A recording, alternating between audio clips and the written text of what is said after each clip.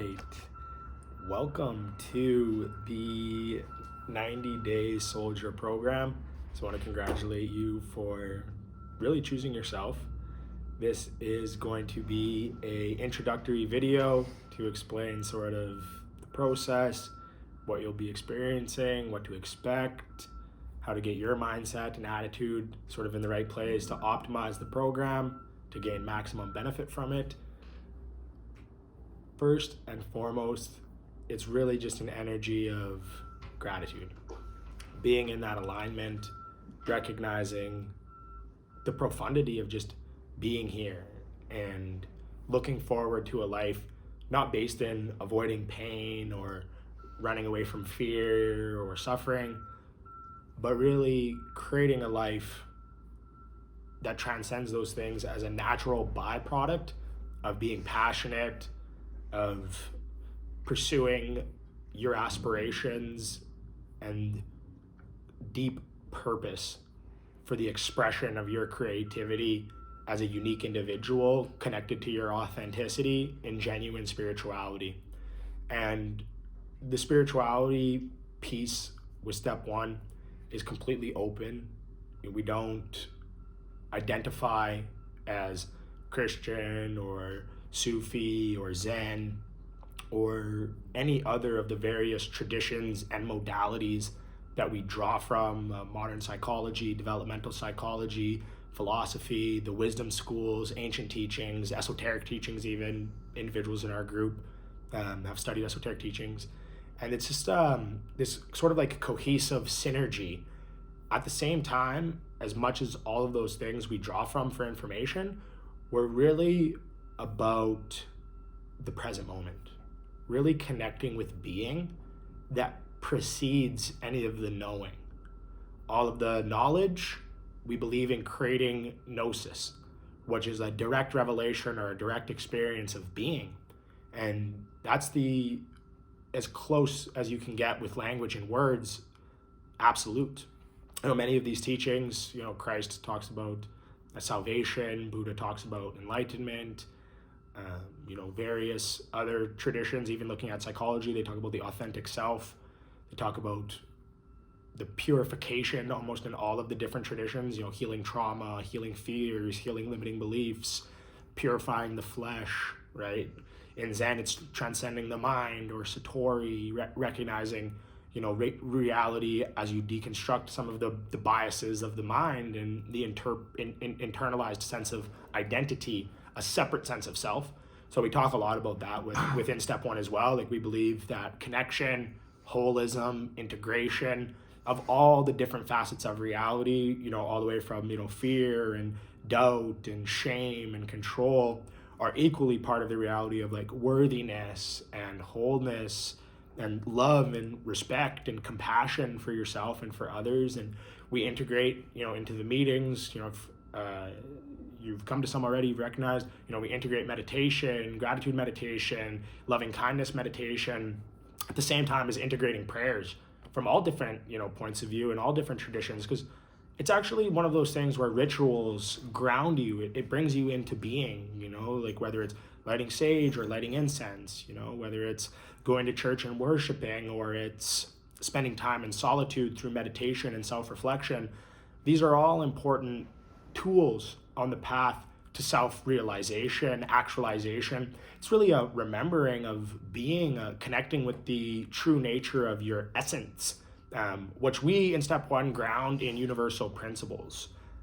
So I guess that's a little bit of an introduction on the attitude and mindset that we're kind of overarchingly kind of going for. I'm not going to go in depth in this video into all of the universal principles, but I do feel like it's important for me to highlight them, because this is going to be sort of like your true north throughout the program, where you're going to revisit these principles and think, like, how does this principle look in these different aspects, in these different domains, so to say, if you're going to compartmentalize your life like real linearly and be strategic within the 3D sort of construct.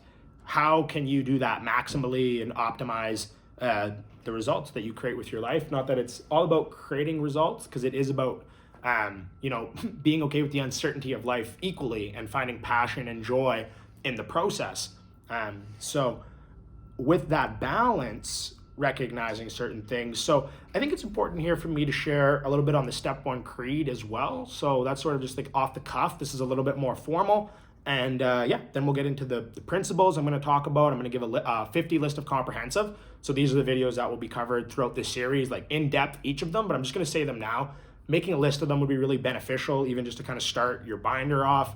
I guess I could give you those 2 written down already for you. You did pay for this course, but something about putting in the effort, something about doing the work yourself and like really taking the time to self-reflect. It's like we do these things like expecting other people to like, I guess, do the work for us almost, or that like listening to these like videos, even though like building awareness and building theory and integrating and like grounding it is like your work, no one can do that work for you.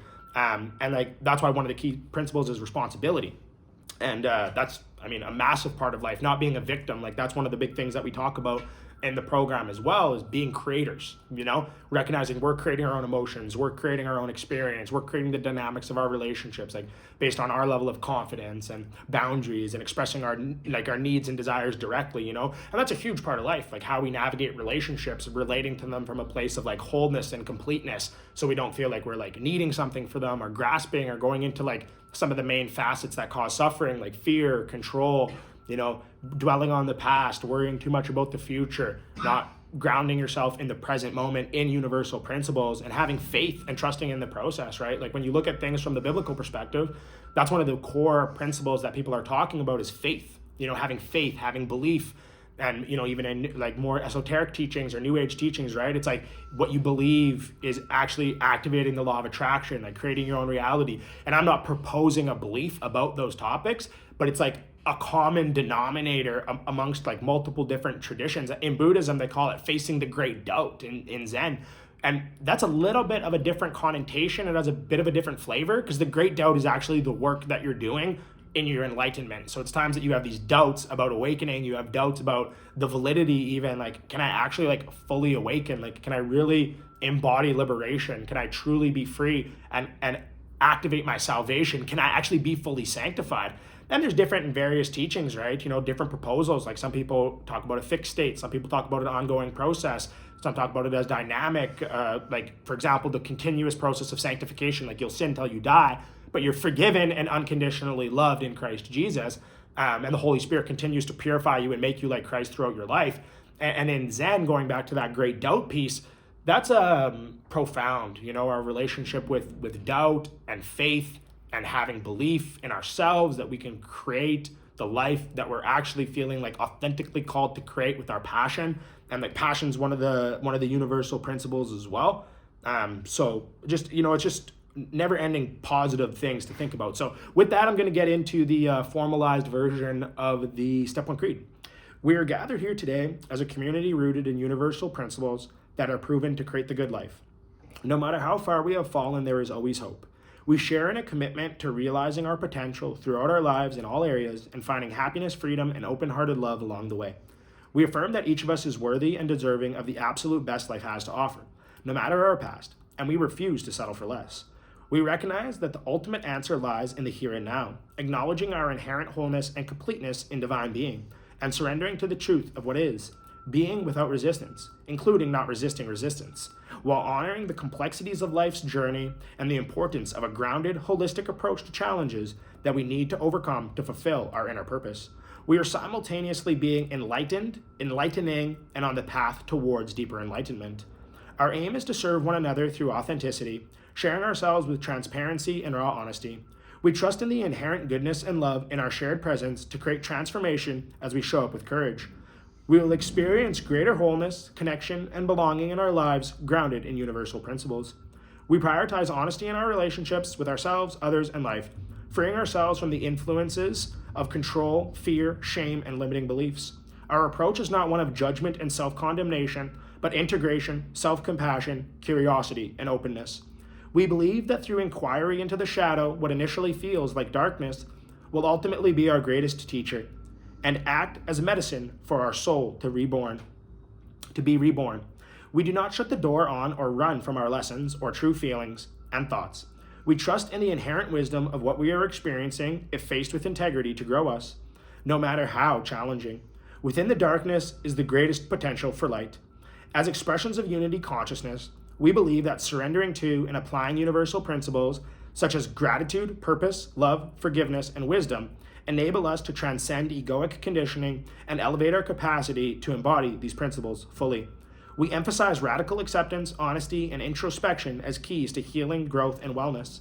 Dedication to this work is paramount, yet we equally emphasize the joy of the journey and process. It's not about attainment, but rather falling in love with the joy of existence and expansion for its own sake. Our truest nature is already whole and complete, and we are learning to allow life to unfold with ease and grace. We trust in divine being to come into existence and its ability to do so as we align ourselves with this sacred journey of self-discovery and actualization. You are fulfilling the inner purpose of your life by being present here. There is much to look forward to and much to be grateful and excited about. Stay strong and keep doing the good work that you are called to do.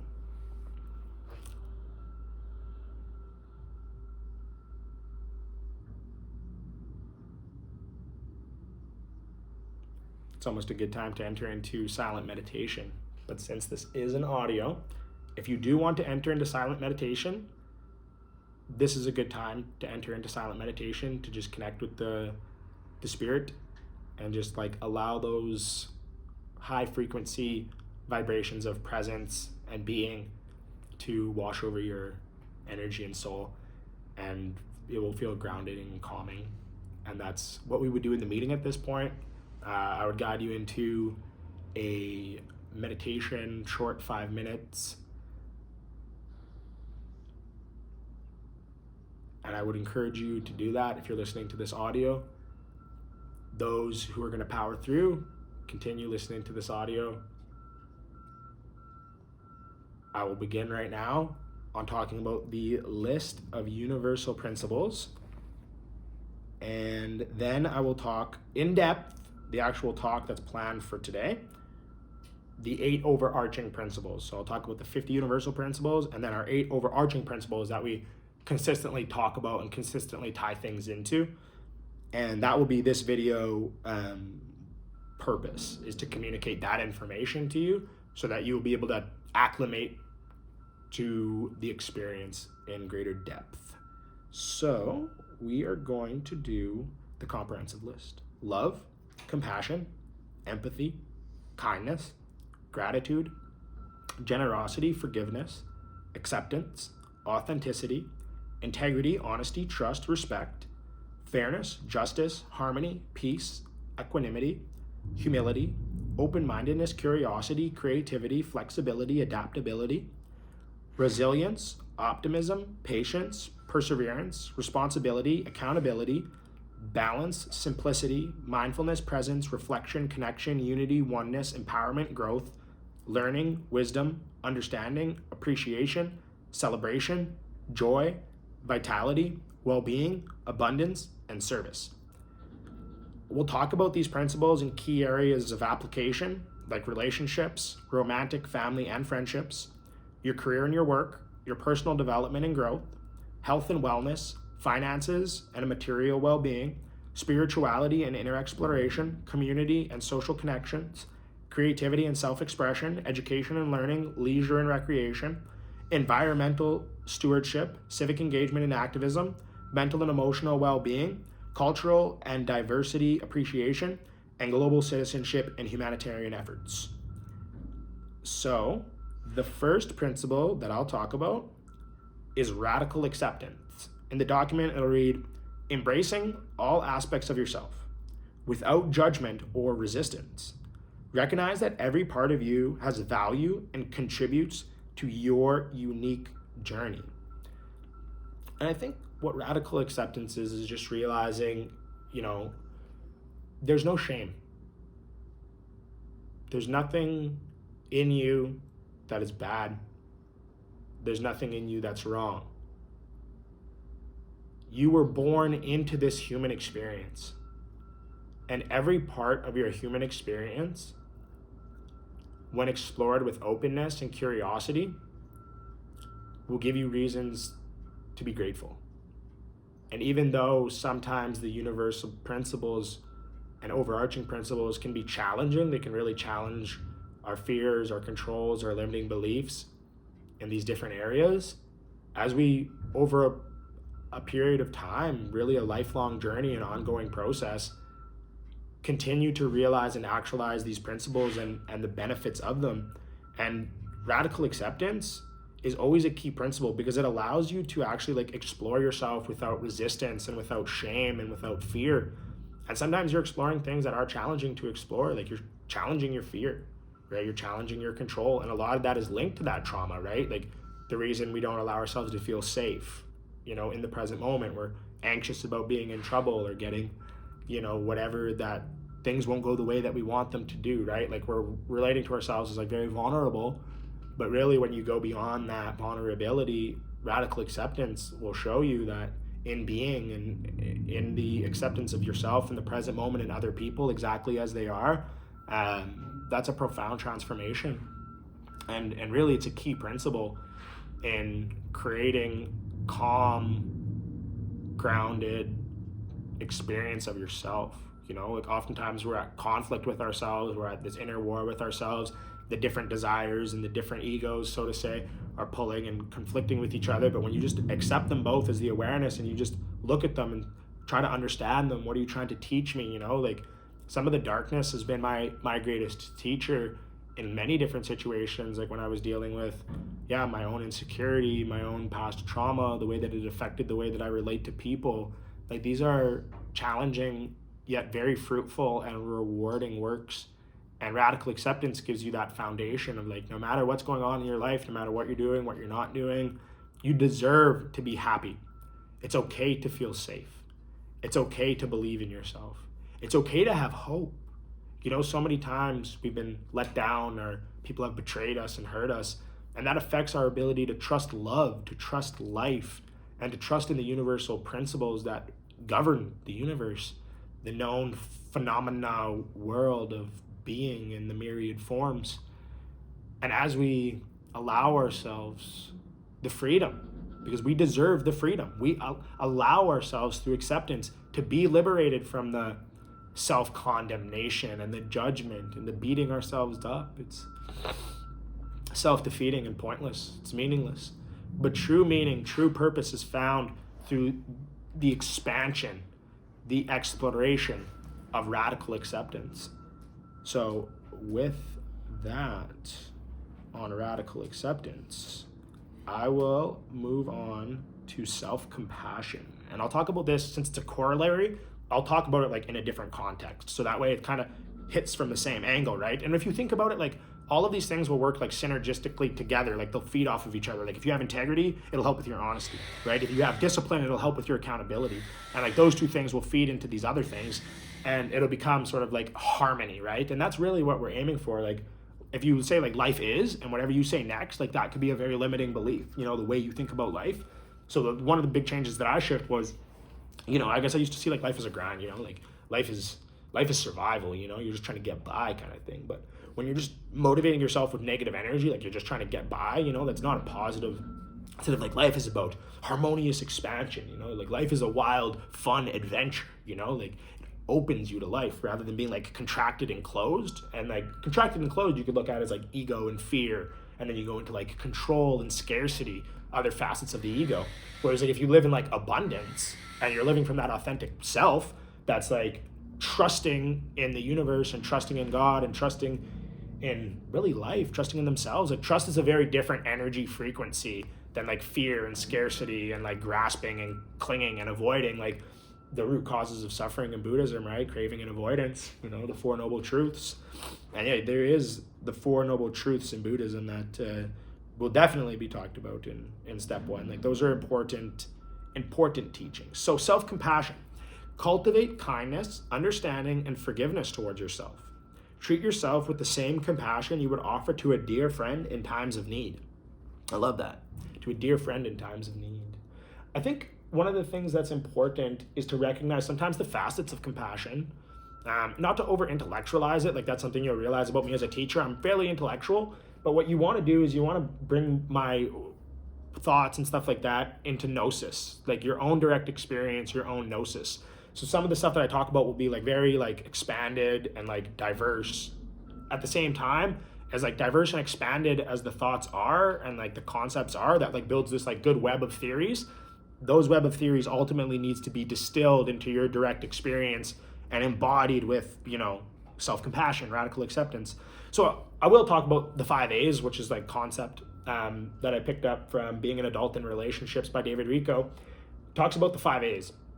So it's attention, acceptance, allowance, appreciation, and maybe affection. I'm not sure. I might be misquoting, but generally I'm sure they'll come up as I talk. So self-compassion could be looked at as giving attention. And Eckhart Tolle says that's like primordial intelligence, right? So when you just give attention to these different parts of yourself, like, oh, there's this thought, you're just mindful. You know, you're not judging it, you're just connecting with it. You're being intimate with it. You know, you're experiencing it.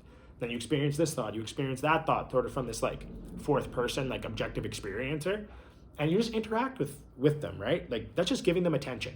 And then also obviously in the outer context, like that's like internally spirituality. And then externally, like with other people, like giving the people in your life that you love attention and like cultivating healthy, positive relationships off of like authentic connection. But that often comes from like just being curious about them, being open about things and wanting to understand them. And it obviously takes attention.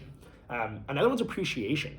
So like getting to the place where you're grateful for the full spectrum of your emotions. Like even when you think about the past and you think about those like challenging experiences that like there may be pain even when I talk about them, like a little bit of resistance, a little bit of contraction. You just notice that. You just notice that contraction, you notice that emotion, and you just say, okay, there's a little bit of love that needs to go there. You know, a little bit of acceptance, a little bit of compassion. And getting to the place where your appreciation for it, right? Like you're able to appreciate what it's trying to teach you, you know, that self-care, it's a universal principle, you know, to be kind to yourself. You know, meditation, right, is a great practice for that. And sometimes I find that different approaches that are a little bit like hostile to the sense of self, right, or hostile to the ego, like they don't work as well as you would think, even though, yeah, the ego is the root of suffering. It's like you want to integrate the ego and like nurture it and be kind to it, and self-compassion, really, right? So appreciation, right, for yourselves, for others, looking for reasons to be grateful, super important, right? I think that's even, yeah, that's actually, I'm talking about one of the other,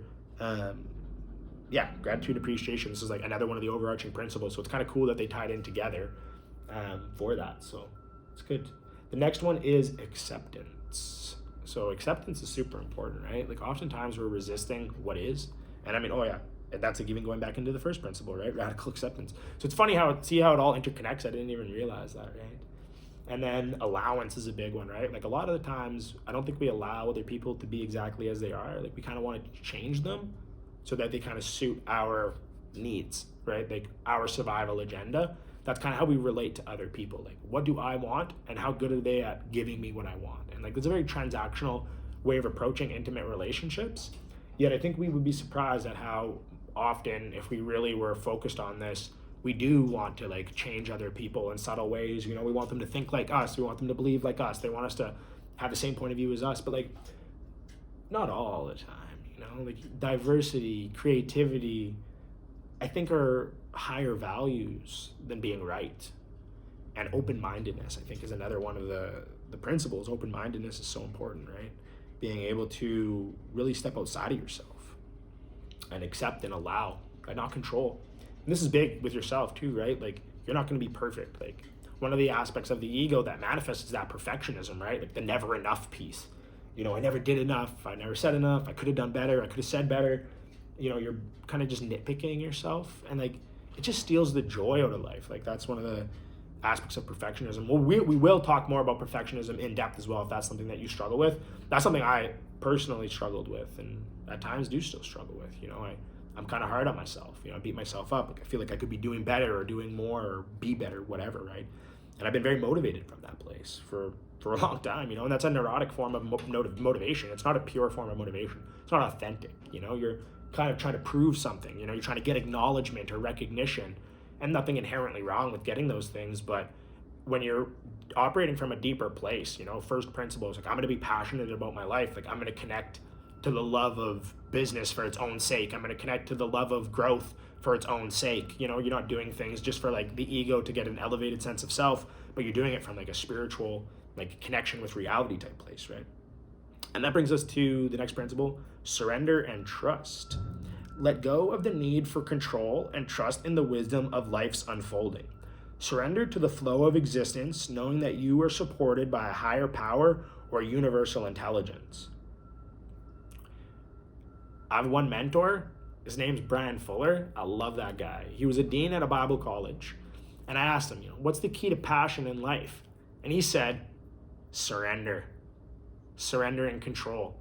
Throughout the day, we try and complete things in the flesh. We're trying to complete things with the ego, forcing it, pushing it, pulling it, instead of just being and connecting with being and expressing ourselves freely and openly and surrendering the control, surrendering and letting go of like, what's going to happen with this? What's going to happen with that? How is this going to work out? When is it going to be done? Being impatient, patience. That's a big universal principle that I think ties in with this one, being a very patient person. Like I read in a book in Buddhism, Parami, it's the 10 perfections. It's like the virtues, right? And one of the virtues is patience. And they talk about like having perfected patience. In the scripture in the Bible there, James as well, talks about having complete and perfect patience, needing nothing. It's the exact thing that they talk about in Buddhism in Parami. Completely needing nothing to be different. Like that you could also look at that as like one of the definitions for like positivity or like happiness, because you're not resisting the experience. And then you realize, oh wow, if I'm not resisting the experience, it's not actually as bad. And I'm not saying it's not hard or challenging, like to grow certain things, to go beyond certain things, it's an uncomfortable process of growth. Like that's one of the whole reasons step one's here. It's because I've recognized from my own personal experience directly how challenging doing spiritual work can be, and also how confusing certain interpretations can be, and how those interpretations of things can cause disharmony and disunity. Like there's risks with doing spiritual work, there's risks with doing mental health and addictions work, because these are core things that are underlying our how do we survive, how do we see ourselves, how do we see the world, how do we see others, how do we connect with life and reality and what we think that it is, and what we all these like big existential type questions, right? Like the way that you answer these questions have serious ramifications on the way that you experience life. And like answering these questions in like self-deceived ways will not necessarily lead to like the most optimal and beneficial self-actualization or discovery or realization, remembering, whatever you want to call it. But that's a bit of a important side tangent. Surrendering and trusting and letting go is a huge, major universal principle. Presence and mindfulness, cultivating awareness of the present moment, allowing you to fully engage with life as it unfolds, practicing mindfulness to develop clarity, wisdom, and peace. 3 universal principles: clarity, wisdom, and peace, overarching with presence and mindfulness. Like, man, ain't that the truth? You know what I mean? So many times lost in the future. This is gonna happen, that's gonna happen, she's gonna do this, she's gonna do that, he's gonna do this, he's gonna do that. This might happen, that might happen. What if this happens? What if that happens? I'm a bit anxious myself. That's like one of the things about my personality. It's just, I'm like hyperactive and I'm impulsive. And that's from ADHD. Yet, at the same time, that's my challenge. That's my life, and I need to use it to my benefit. My hyperactivity, I'll use it for good things like making these videos. And my impulsivity, I'll do my best to be accountable and honest and continue to grow and actualize and learn. And that's what life is all about: expansion. There's nothing wrong. There's nothing shameful. We all have different parts of our personality that we might judge or have a hard time having a good relationship with, but that's a huge part of the work right there, and being present with your life and with being and experience. Like how beautiful it is. Like just the miracle of existence, just the miracle of being alive. Like I remember like I was going through like a season of psychedelic healing, and I'm not an endorser of psychedelics. I use them for my personal experiences, and like that's something that like only you know with yourself if you feel called, to the use of psychedelics. And I'll share, my stories and my experiences, and people can glean off of, what I feel I've learned from those experiences, those states of consciousness, and also how I've integrated them into like my daily life and what they mean for just like being here, now in this present moment. Like how do I live, who do I be? And I just remember one psychedelic experience I had, and I was just crying, and I was like, I'm alive. I'm alive. I exist. And when you really go even into like the more non-dual teachings, like the spiritual teachings of like the absolute, those would be the non-dual teachings or the absolute teachings. And it's fascinating inquiry, non-duality. It's a very fascinating inquiry.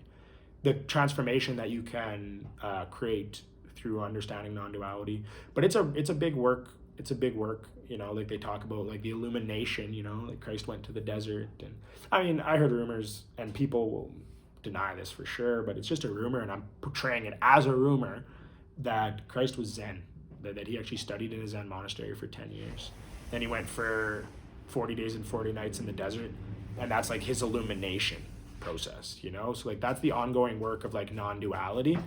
But if non-duality means there's no distinctions, categories, divisions, like everything is one. This is the universe experiencing itself. Therefore, you could, in theory, from that point of view, realize your Buddha nature, your Christ nature, and fully embody it, because that's all that there is. And you could do that within time-space reality.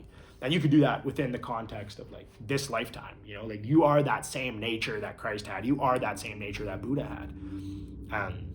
And those teachings, like they're inspirational, they're motivational, but sometimes they can be very confusing. They can be pretty challenging to integrate into your daily life and what it really means for you in the here and the now. And some of the realizations can be very mind-bending. Some of the realizations that come from that can be very challenging and confusing. So that's one of the things that we're striving to do at step one, is like create a balanced and cohesive approach to non-duality, like where we're really honoring the relative and integrating some of these like transcendental states of like God consciousness into like, what does that mean for your daily life? That means you're a creator. That means that you're able to create an unlimited potential life. And like from that place of unlimited potential springs your passion, right? But if you get that wrong, you feel like you're a victim of life or something like that. Like you're not going to embody that principle, right, of creation and being a creator, right? And that all comes down to the present moment. The present moment is the key. I remember this one experience that I had. I was like, stepped outside of time, and I saw the now, and I was the awareness of the now, and now had unlimited potentials. This was also a psychedelic experience, but this kind of ties in the same integration that I said, that you're unlimited potential, you're free, you're liberated, you're awake to create whatever reality you want. Like that's inspirational, motivational. Therefore, it's like properly integrated psychedelic trip. It's motivating you, making you better, growing you. Some realizations will like cause you like dysfunction for a while, because it's like you have to really understand certain things at a deeper, more nuanced level, but it ultimately gives you more, right? Because you have to do shadow work, you have to work through your fears, your limiting beliefs, like all the things that you've sort of been challenged with, certain like personality, expressions maybe need to be a little bit wired out and stuff like that. But it's with love and connection and being more and more present in the moment. Then you take that essence on of the present moment. So it's pretty amazing. Pretty amazing what reality is and what you can discover. This gratitude and appreciation is the next one. I covered that. So cultivating a mindset of gratitude for the blessings and challenges of life, recognizing the inherent value in each experience, knowing that they offer opportunities for growth and learning. Isn't that just like a radically different perspective on like challenges of life? Like how often we don't look at the challenges of life as things to be like grateful for. We look at these things as like to resent. And that's one of the facets of the ego. It always wants to resent something because it needs to predicate its sense of separation, right? It needs to assert itself as separate, and doing that requires compartmentalization of a unified whole, right? And that often leads to like resentment, judgment, anger, victim mentality, blaming, attacking, confrontational sort of ways of thinking, fear-based, control sort of way of approaching reality. But gratitude and appreciation, it's an abundant way of experiencing reality, like where you're already whole and complete, and you're saying grateful for everything because it's like molded and shaped you into the person that you are today. And then that goes into like your beliefs about yourself. So it's like you have to believe that you're really worthy, you deserve love, you deserve the great life, and you do unequivocally, no matter where you currently are, deserve the best that life has to offer. And that is non-negotiable. That is inherent in your essence because you are being. And that's a transcendental truth. That's one of the absolutes that I was talking about with non-duality. You're absolutely worthy. This is absolutely good. You're absolutely unlimited. You absolutely can because it's been done. It's in reality. Therefore, you can do it. And if it's in reality, You are reality. That's the most fundamental question. The same potentialities. And I'm not saying there's not differences and personality, strengths and weaknesses and like all of the nuances and complexities. I'm talking like more overarchingly principle wise, right? Okay, next one is service and contribution. Engage in acts of service and contribute to the well-being of others. Recognize the interconnectedness of all beings and the importance of altruism in fostering personal and collective growth. I would honestly say that this is one that I'm like just starting to cognize a little bit more. Like I used to be very much in line with this principle when I did step one last time. I was like contributing. Like there were so many times that I hit challenges and obstacles that I was like, oh man, like I'm gonna quit. I don't want to do this anymore. Because it was like a sacrifice for me to help other people. And it's like being truly altruistic, like it's not really beneficial to you. That's the whole point, right? Is why you're doing it. But that principle made me like push on farther and help more people.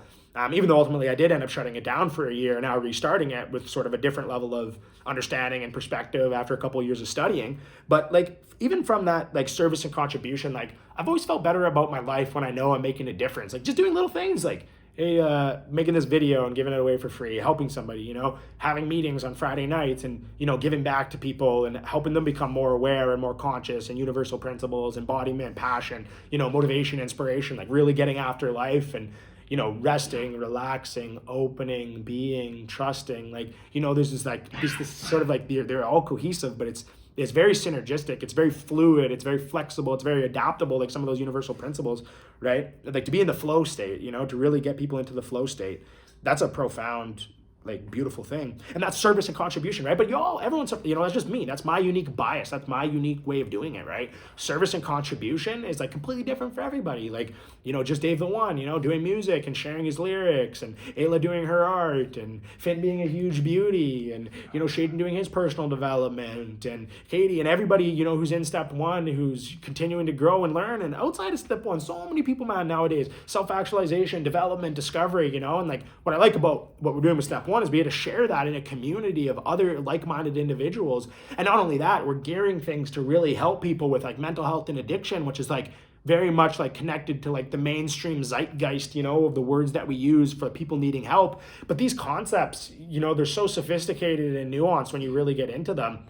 Or they're very black and white for people. It's just like, I can't do this, I can't do that. You know, that's not allowed, this is allowed. And it's like, we support everybody at every level of development. And it's not about levels or hierarchies. It's about connection and unity and sharing and connecting and being whole together from the multi-perspectival nature that we live. Like reality is very multi-perspectival. And that's just a perspective on reality. You could say reality is one perspective. You could say it's non-duality, that's it. Or you could say it's just Christianity. You could say it's just Sufism. You could say it's just Kabbalism. You could say it's what Leo Gure at actualize.org said it is. It's what Eckhart Tolle says it is. It's what the Buddha said it was. You know, you can say all these things, and that's true for you, you know, and that's absolute. No, maybe not. Maybe that's a point of view. I guess I just proved my own point with that whole logic though, right? At the same time, it's about love. It's about love and enjoying life. And the next one is integration and wholeness. Embrace all aspects of your being, integrating the spiritual, psychological, emotional, and physical dimensions of your experience into a harmonious whole. Embrace the journey towards wholeness and integration. See, this is that piece I was kind of talking about, like you just all of reality. Okay, so let's look at it from like the most metaphysical perspective. Metaphysically, you are reality. So there's no distinction between you and reality. You're both reality. That's the metaphysical. There's sort of like the more relative, you know, sort of like the physical sort of like perspective. But metaphysics talks about absolutes, whereas that talks about like categories and distinctions within the absolute. And so you could make a distinction, and that would be your distinction that you made with your own mind. But metaphysically, as reality, we are all connected and whole in that unity. So that's how we are all one when people talk about it like that. And that's like integrating and becoming whole with all of reality. So that's like the existential work. But then there's sort of like the relative work of just integrating yourself. But also the outside and the inside also collapses within non-duality. So it's a advanced teaching, non-duality. But at the same time, like when you're recognizing just in yourself and your direct experience, do you push things away from you? You push yourself away from you? Or do you open to yourself and like communicate with yourself, talk to yourself, like try to understand yourself? And that's a huge part of integration, harmony, and being whole is integration and wholeness. And that's an approach to yourself, right? So that's the 7 universal principles. that we covered here in this video. I thought I had 8. That's funny. But we're going to throw on a bonus universal principle. As you embark on this journey, know that you are not alone. Our program offers a supportive community, guided practices, and resources to help you navigate the path ahead. We invite you to approach this program with an open heart and mind, ready to explore, learn, and grow in ways that are deeply meaningful to you.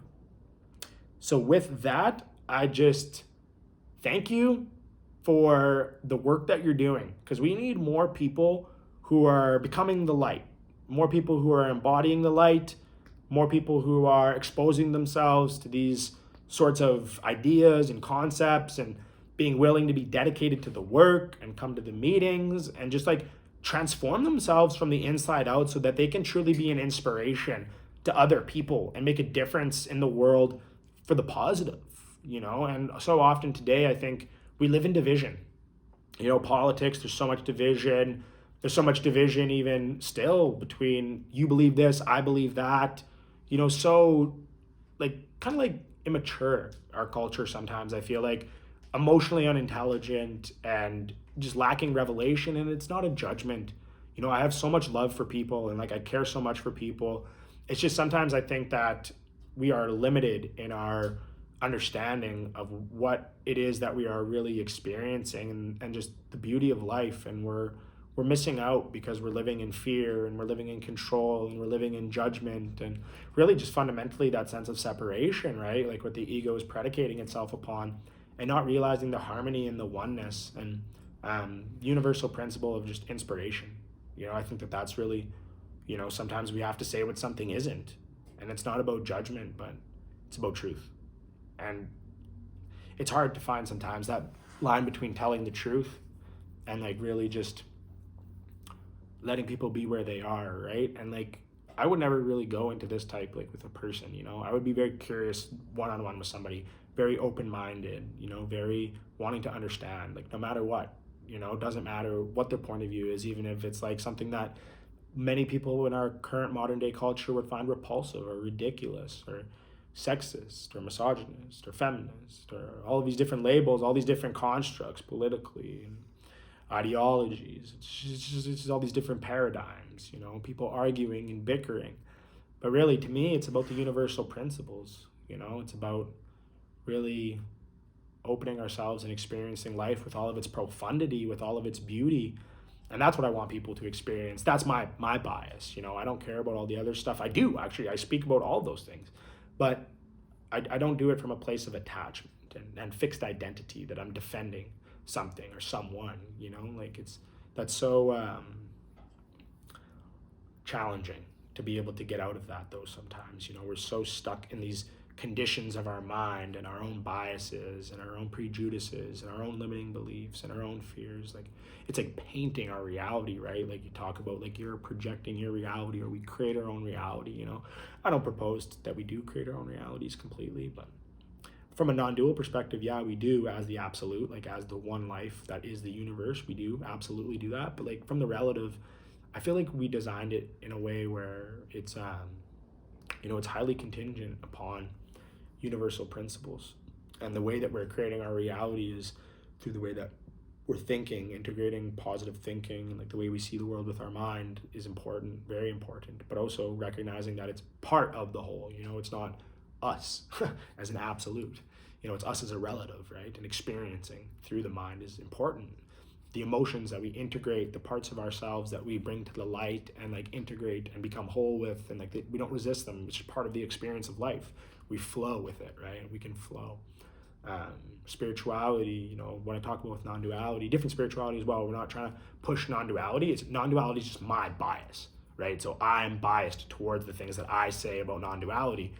And you can glean what you can glean from it. You can take what you want and leave the rest. It's ultimately your spirituality, but I can only speak from my point of view and my bias. But I acknowledge it's a point of view and a bias, right? And I'm not attached to it. I'm interested in other people's perspectives and how I can integrate all of those different ways of thinking into one more interconnected web of life, right?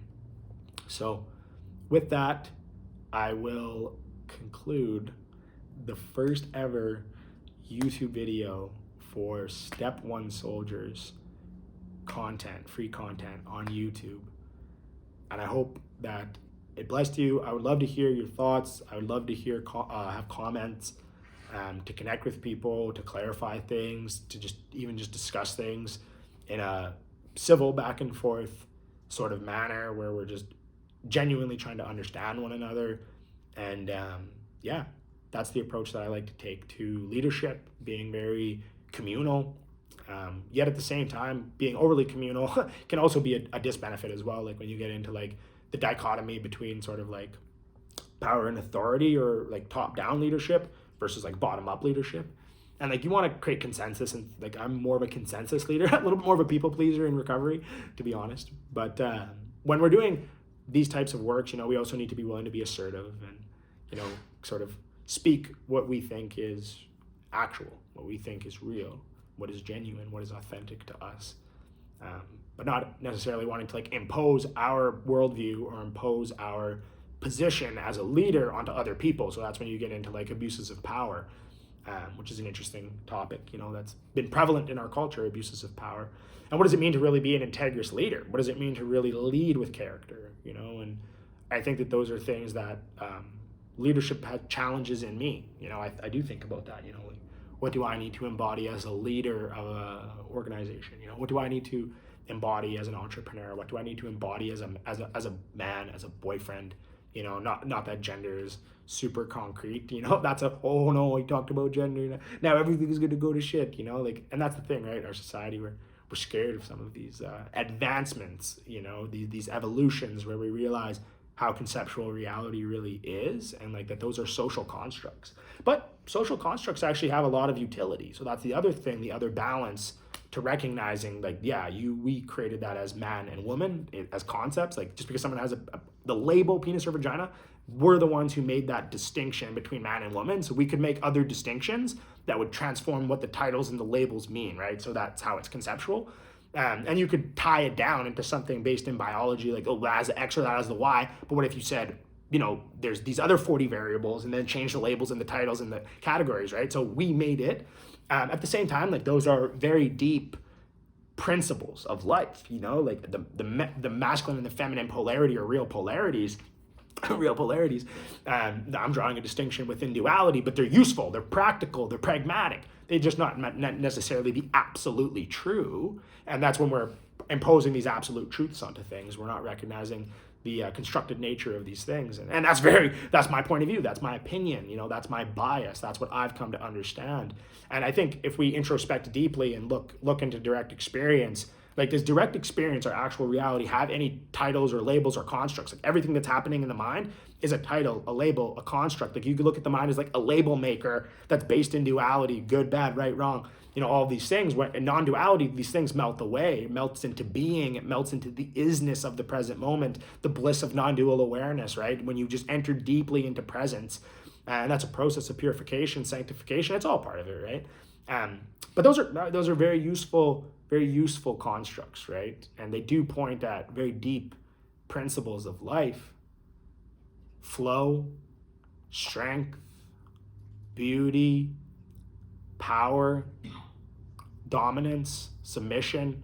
Like these are all very much based in the human. The human has this animalistic nature within it, like we are evolved monkeys living in this time-space reality that we can realize these deeper, reality is just so magnificent. It's so beyond our comprehension. It's so majestic and mystical. All the mystical traditions, all the mystical spiritualities. I could just go on and on and on. And I'm grateful for you on this journey. And we'll see you again soon.